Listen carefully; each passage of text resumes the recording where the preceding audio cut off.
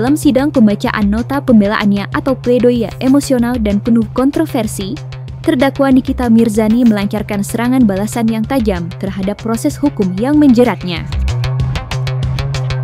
Seperti diketahui, ia menolak mentah-mentah tuntutan hukuman 11 tahun penjara dan denda 2 miliar rupiah dari jaksa penuntut umum. Pledoi ini bukan hanya berisi permohonan bebas, tetapi juga mendesak agar posisi hukum dibalik dan pelapor yang sebenarnya dihukum. Dan berikut adalah 5 poin penting yang menjadi inti pledoi Nikita Mirzani yang diklaim sebagai bentuk perlawanan terhadap kebobrokan moral aparat hukum versi Cumi Top 5.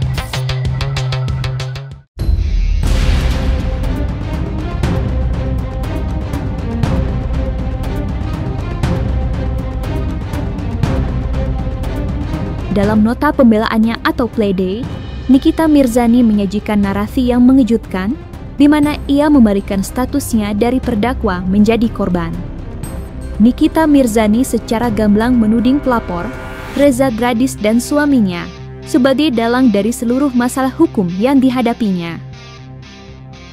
Nikita Mirzani menegaskan bahwa kasus dugaan pemerasan, pengancaman dan TPPU ini bukanlah murni tindak kejahatan, melainkan hasil rekayasa.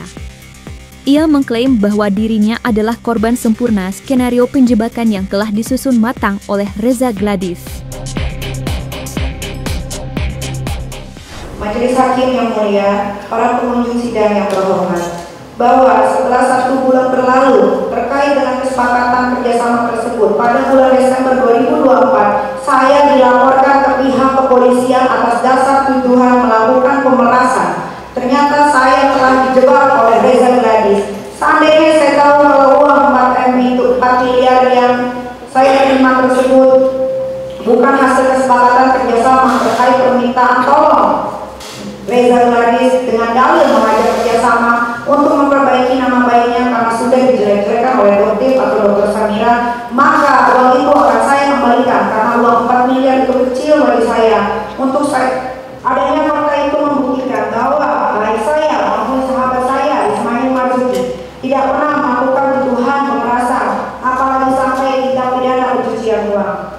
Justru pengakuan Reza Gladys dan suaminya di persidangan ini terungkap fakta bahwa yang melakukan pemerasan adalah Dr. Samira, di mana Dr. Samira meminta uang kepada Reza Gladys dan Alfa Profit senilai $2 juta Singapura. Sehingga Reza Gladys dan Alfa Profit merasa dibahas oleh saksi Dr. Samira. Artinya, dengan adanya pengakuan dari Reza Gladys dan suaminya tersebut, maka saya tidak terbukti melakukan tindak pidana. Tidak adil rasanya jika yang melakukan orang lain, namun saya yang harus mempertanggungjawabkannya.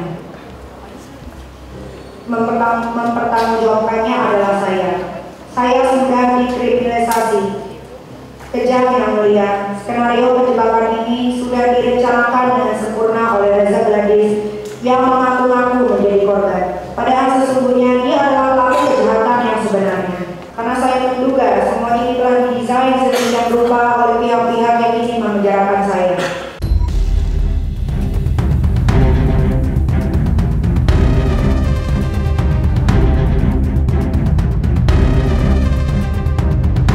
Dalam nota pembelaannya atau pledoi, Nikita Mirzani melancarkan serangan verbal yang sangat keras dan personal terhadap jaksa penuntut umum.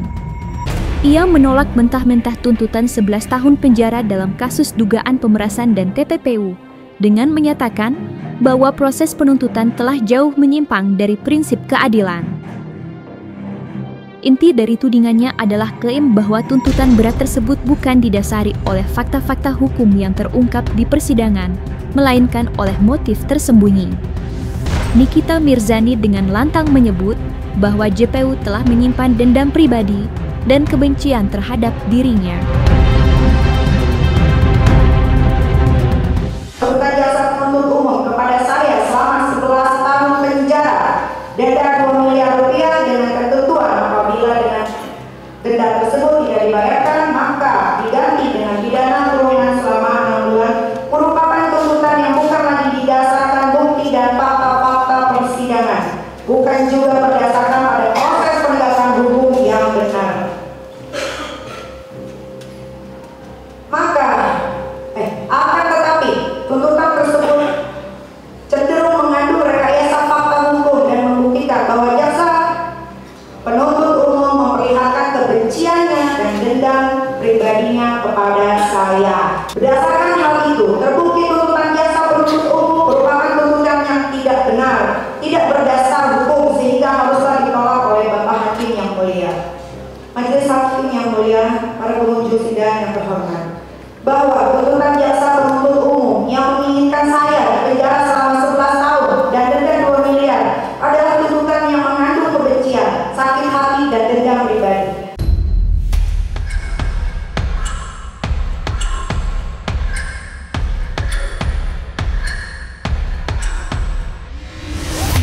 Dalam nota pembelaannya atau pledoi, Nikita Mirzani tidak hanya fokus pada pembelaan dirinya, tetapi juga menyerang integritas jaksa penuntut umum. Ia mengajukan tudingan serius bahwa JPU secara sengaja berupaya menutupi kejahatan yang sebenarnya dilakukan oleh pihak pelapor, Reza Gladys dan suaminya, atau Bah Mufid. Bahwa dalam surat tuntutan jaksa penuntut umum berkali-kali mengatakan dan menyimpulkan bahwa pemberian uang yang dilakukan Reza Gladys kepada Ismail Marzuki dilakukan karena terpaksa.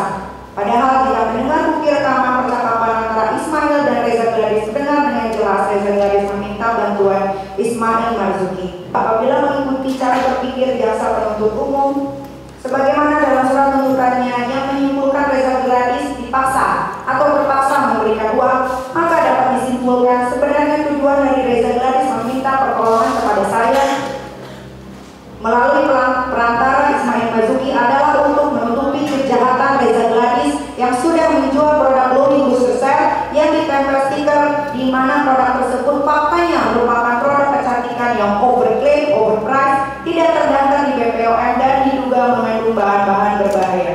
Bahwa jika Reza Gladys yang melakukan pemberian uang sebesar 4 miliar tersebut kepada saya melalui Ismail Marzuki dikatakan terpaksa, maka keterpaksaan pemberian uang tersebut dilakukan Reza Gladys dalam rangka untuk menutupi kejahatan yang telah dilakukannya dengan demikian. Apakah saudari saksi Reza Gladys yang telah menutupi kejahatannya dapat dikatakan sebagai korban dalam perkara ini? Dan jika Reza Gladys dikatakan sebagai korban, maka hal itu akan merusak sendi-sendi keadilan dan penegakan hukum sebab akan banyak sekali orang di negeri ini yang dapat berkamuflase seolah-olah menjadi korban padahal sebenarnya dia adalah pelaku kejahatan yang harus dibasmi di negara ini. Jika saya harus dinyatakan bersalah melakukan tindak pidana seperti yang dituduhkan oleh jaksa penuntut umum dalam surat tuntutannya, maka secara hukum seharusnya Bapak Hakim yang mulia juga harus memberikan hukuman kepada Reza Gladys dan jaksa penuntut umum, karena jaksa penuntut umum telah terbukti melindungi Reza Gladys sebagai pelaku kejahatan. Silakan menyatakan semua jaksa penuntut umum dalam perkara ini karena mereka semua telah melindungi Reza Gladys sebagai orang yang sudah melakukan kejahatan. Majelis Hakim yang mulia, para pengunjung sidang yang terhormat.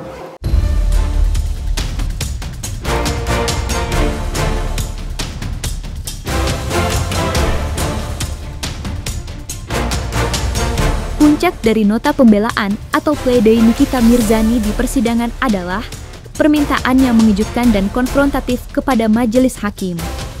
Tidak puas hanya menuntut kebebasan dirinya, Nikita juga mendesak agar posisi hukum dibalik, menjadikan pelapor, Reza Gladys dan suaminya, atau Bah Mufid, sebagai pihak yang harus bertanggung jawab. Reza Gladys dalam berita acara pemeriksaan mengatakan miliknya. Ternyata di persidangan Reza Gladys mengakui itu milik orang lain yang sudah ditempel stiker kemudian dijual di e-commerce. Artinya dalam persidangan ini Reza Gladys sudah memberikan keterangan palsu dan harus ditetapkan sebagai tersangka.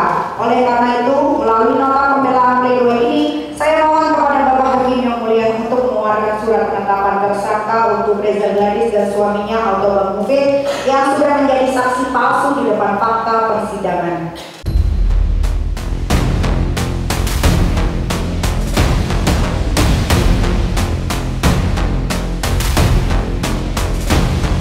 Dalam upayanya untuk menolak tuntutan 11 tahun penjara dari jaksa penuntut umum, Nikita Mirzani menggunakan argumen perbandingan yang menohok untuk menyoroti kejanggalan dalam penegakan hukum di Indonesia. Puncaknya, Nikita Mirzani menyampaikan permohonan terbuka kepada pemimpin tertinggi negara. Karena merasa diperlakukan tidak adil dan menghadapi proses hukum yang diwarnai dendam, ia mendesak Presiden untuk turun tangan dan memberikan perhatian khusus terhadap kasusnya. Jika dibandingkan dengan kasus saya, maka terlihat jauh sekali perbedaannya dan perbandingannya beribu-ribu kali lipat. Separah apa sih kasus saya? Separah apa sih kasus ini di mata jaksa penuntut umum? Kenapa jaksa penuntut umum bisa mengasumsikan kerugian Reza Gladys lebih berdampak besar dibandingkan dengan kerugian negara? dengan kerugian keuangan negara yang mencapai ratusan miliar, bahkan ratusan triliun. Kenapa Reza Bilanis begitu spesial di mata jaksa penuntut umum sampai-sampai tuntutannya melebihi kasus korupsi yang di dalamnya ada pencucian uang merugikan ratusan miliar bakal triliunan uang negara?